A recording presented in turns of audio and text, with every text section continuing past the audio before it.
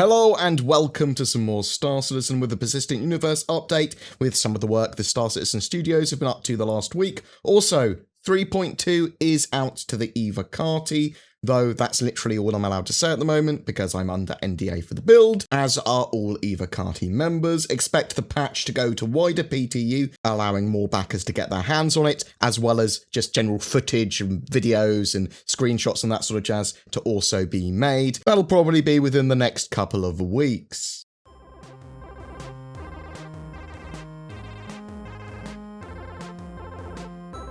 Battaglia, a new mission giver, had more voice lines and animations implemented.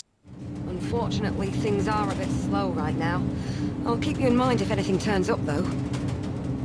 Mining animation tests for a boom arm have been tested. They're combining the textures with its rig to complete that asset, and that boom arm is going to be used on the Prospector for mining in 3.2. They show the old visuals for mining on the ground. They're dialing in the new ones at the moment, so the new visuals for the beams of nomming up resources with the sort of like tractory beam, as well as destroying asteroids and minables with the mining laser. The UI visuals are also being improved further. They've been working on resource node dispersion across planets and moons. Resources and their quantities will be based on individual ecosystems within planets and moons as well.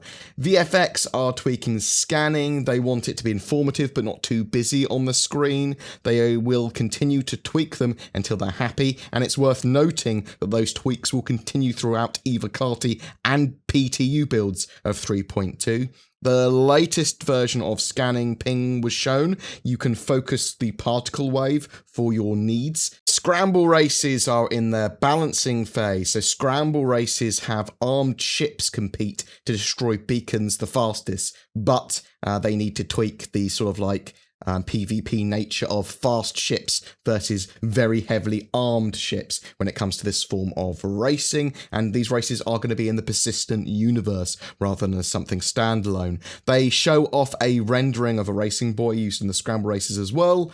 Work continues on AI improvements and mission design. They have made major strides with FPS combat AI for missions in the Persistent Universe. So you're going to start to see combat AI running around in wrecks on planets and wrecks in space and that sort of stuff as well. They are testing various scenarios with AI to draw out bugs and polish the experience. Ship teams have completed the landing animations for the Vandal Blade and are wrapping up the final art on the Anvil Hurricane with its enter and exit animations and landing gear compression. They've also been working on the Mustang revamp and the Constellation Phoenix that are coming in the future.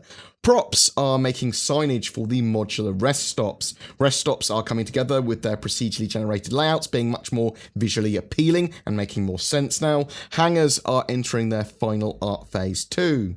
Hurston is getting various biome work done to it. The Savanna Biome is getting various flora made for it, and they are testing them in different lighting conditions to make sure it looks as natural as possible. The Tundra Biome is next to be tackled as well. They are playing with concepts and visuals for the environment.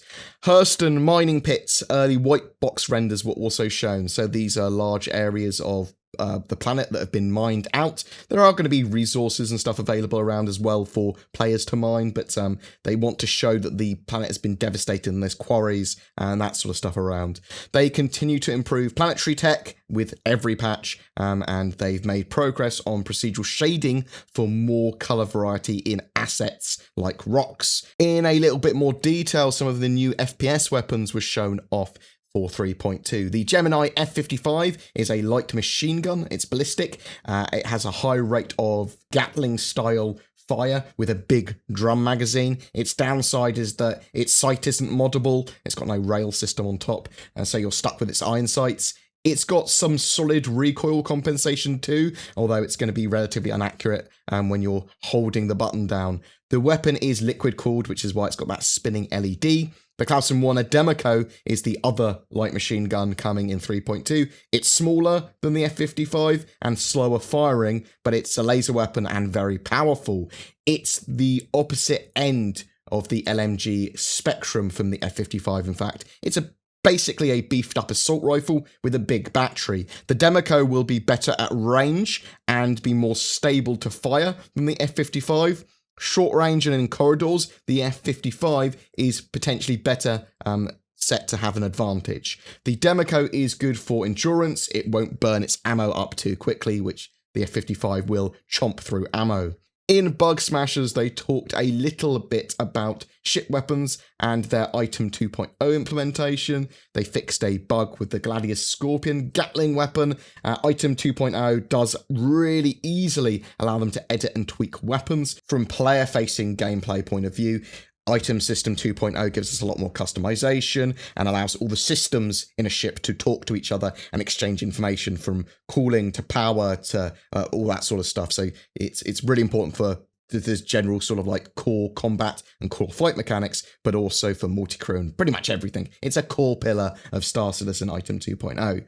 I am very anxious to play 3.2, and there's a lot of cool coming with the patch. However, it is 3.3 coming in September that I am really looking forward to, with performance games coming from Object Container Streaming, Hurston, the first planet in game, and first visitable city in the Persistent universe, as well as a cool set of biomes and environments. This month's featured spotlight is the Damar Rally, and they're giving away a rally pack of a Tumbril Cyclone and an Aegis Vulcan, which coincidentally is all the hardware you need to enter the rally. The Damar Rally is an annual community organised event which is set to have its inaugural endurance race on the 27th of January 2019. There will be 3 divisions over a 300-kilometre course set on Crusader's moon, Damar. It is an in-game event, and I am very much up for these. A 4-person crew can sign up their team now with a ground vehicle and support vehicle. More info, the sign up and complete rulebook can be found on damarrally.com. All you need to do to be in for a chance of winning that rally pack, though, is be subscribed to my channel and comment on any of my videos throughout June. 1 per video. Each video gives you another chance to win. Also, I'm working with Shadow, which is a cloud-based subscription gaming PC service that gives you an alternative to upgrading, but also as a gaming PC anywhere. I'm trying to make the service as Star Citizen friendly as possible, but please check that out again in the description below if you're interested, and using the promo code BoredGamer will give you a discount too if you decide that you like it. Thank you very much for watching. Please don't forget to like and subscribe, as it really does help me, and I'll see you in the verse.